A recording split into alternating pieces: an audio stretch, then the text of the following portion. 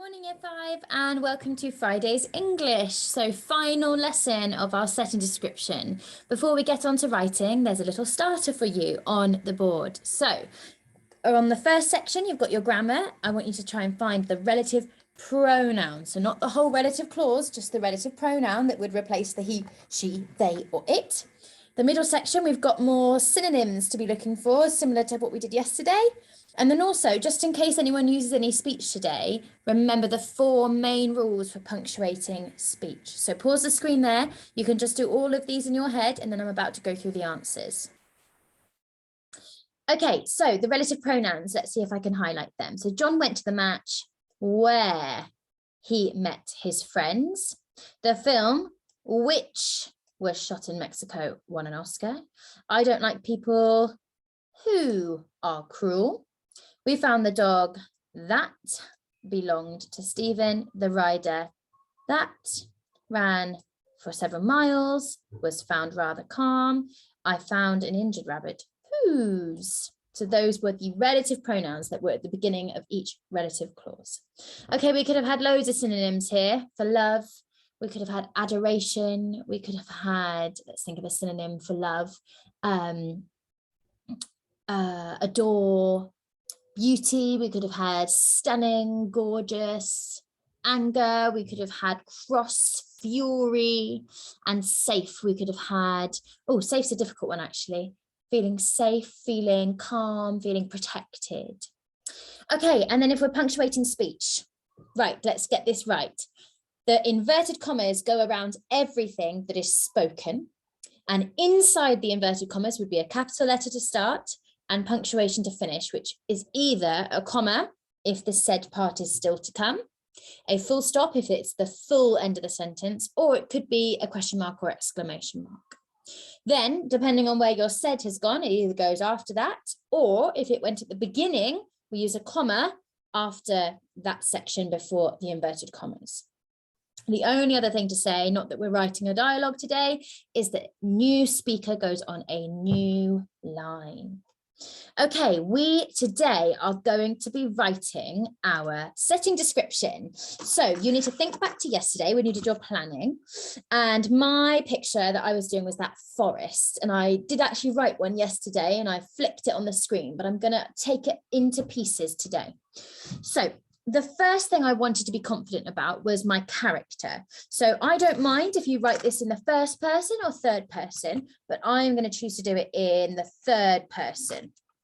My character was Ali, if you remember, and I wanted Ali to be a confident character. So rather than just say Ali walked, I'm going to do strode confidently, which is my adverb straight away. I've got strode confidently. And can you think back to what my setting was?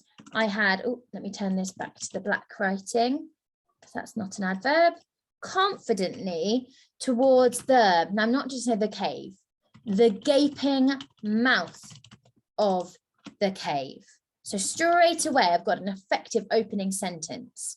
Now I am going to put a little bit of dialogue. So new line, hello, she called in a ringing voice. So that's showing the echoing that's happening. Okay, so there was no reply. I'm also using that to help me paint the picture.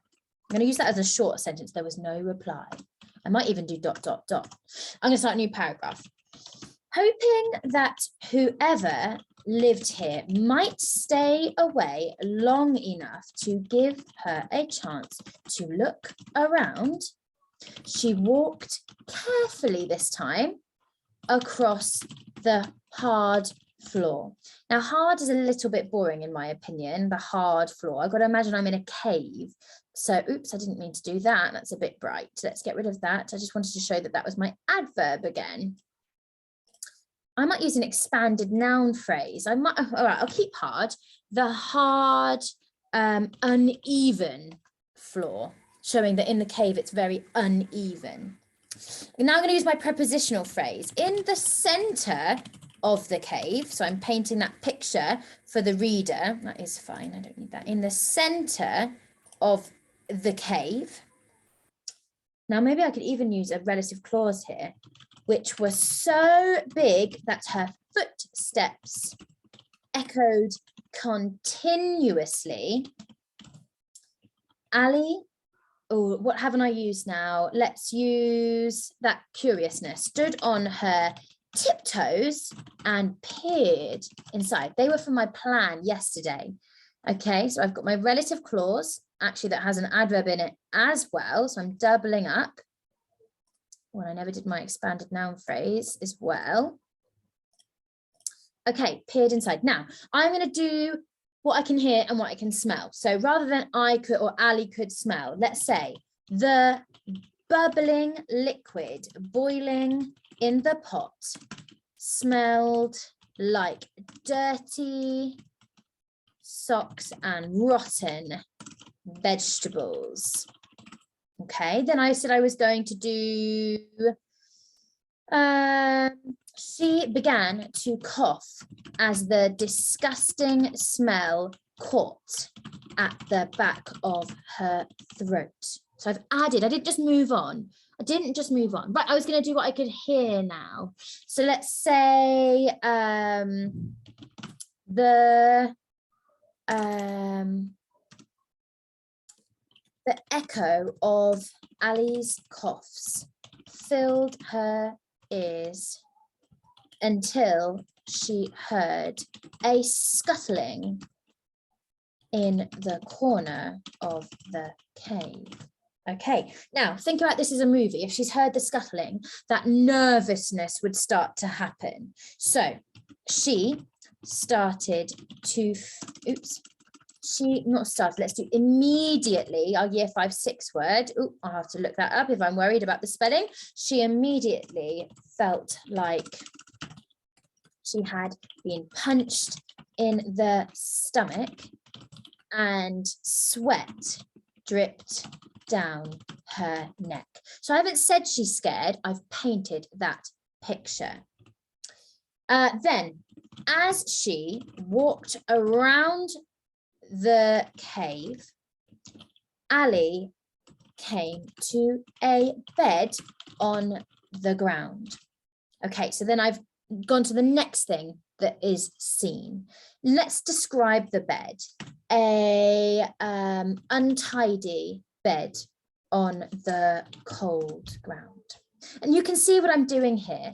And as I'm going through, I'm constantly thinking, what haven't I used yet? So that's my fronted adverbial saying where she's going. So I've got that there. And untidy, editing as I go. So I keep going back to my plan and taking things from my plan to help me. I don't mind if you split this into paragraphs. I don't mind if you write one large paragraph for today, as long as you are really showing me your features and you're doing more than just saying Ali could smell, Ali could hear. So you can leave this up as an example. You can go back to your plan from yesterday to refresh your mind and then open up your assignment from today and you can start writing for your picture. I would always start with introducing the setting. So get your character, Ali strode or walked or jumped or crept confidently or nervously, whatever it is, towards the, and then put in. If you know the name of the cave or the forest, you can also name it there. So remember to use your features, remember to flick back, look at this for your examples, and I'm looking forward to reading your paragraphs. Well done, Year 5. I'm looking forward to seeing you next week.